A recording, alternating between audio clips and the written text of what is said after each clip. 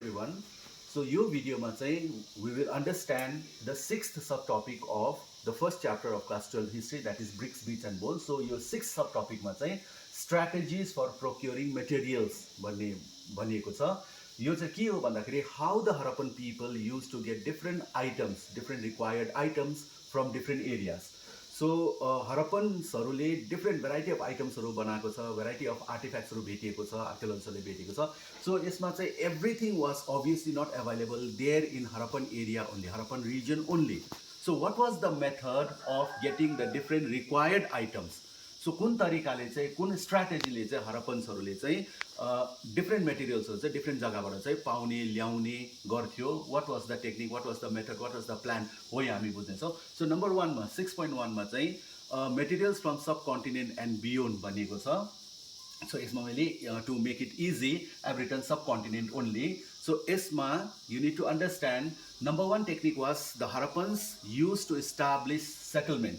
So जुन जुन जग्गामा जुन जुन र मेटेरियल्सहरू पाउँथ्यो, for example far off in Afghanistan Shortughai भन्ने जग्गामा lapis lazuli was available, that precious stone was available. So त्यो जग्गामा one establishment was there. Similarly coastal एरियाजहरूमा फर द सेल आइटम, त्यो जुन चाहिँ समुद्रमा पाउने, ओसनमा पाउने अथवा चाहिँ सीहरूमा पाउने त्यो सेलको आइटम्सहरू हुन्छ, त्यो लिनको लागि, त्यो प्रोक्योर गर्नको लागि they use to establish the settlement there also.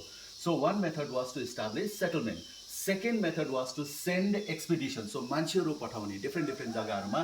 So यसमा डिफ्रेन्ट रिजन्स अफ राजस्थान, अब राजस्थान त नजिकको एरियाहरू भइहाल्यो, हरप्पनकै अब छेउछाउमा भइहाल्यो.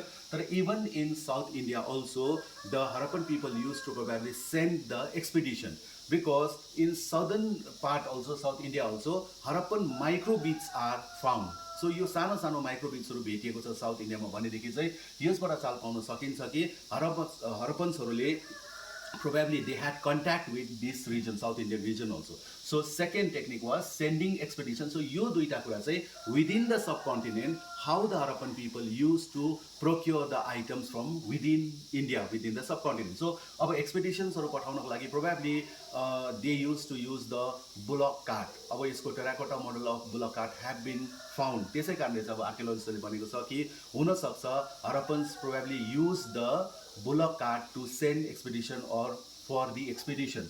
Now another thing is that Harappans probably had contact with distant land also, not very far away. जस्तै ओमन, अरेबियन पेनिन्सुलामा ओमन a country is there. ओमनसँग पनि हरप्पन्सहरूको कन्ट्याक्ट थियो भन्ने चाहिँ ट्रेसेसहरू भेटिएको छ. सो यो चाहिँ कसरी भेट्न सकिन्छ भन्दा चाहिँ to traces, to like evidences are there. यसमा चाहिँ के भन्दाखेरि चाहिँ both Omani copper and Harappan copper they have got the traces of nickel.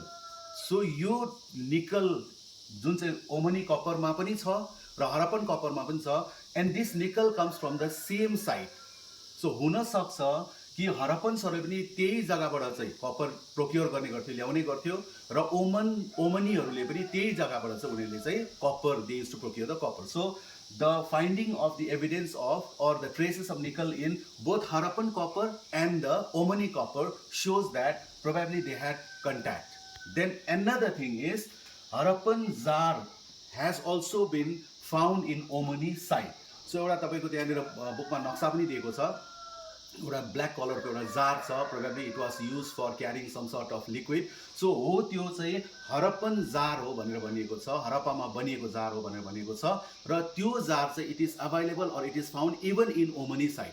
So यो कुराले देखाउँछ कि हरप्पन्सहरूको contact with Oman was also there. Then Harappans are even mention in Mesopotamian text also. So this shows that probably Harappans used to have contact with the other regions also beyond the subcontinent.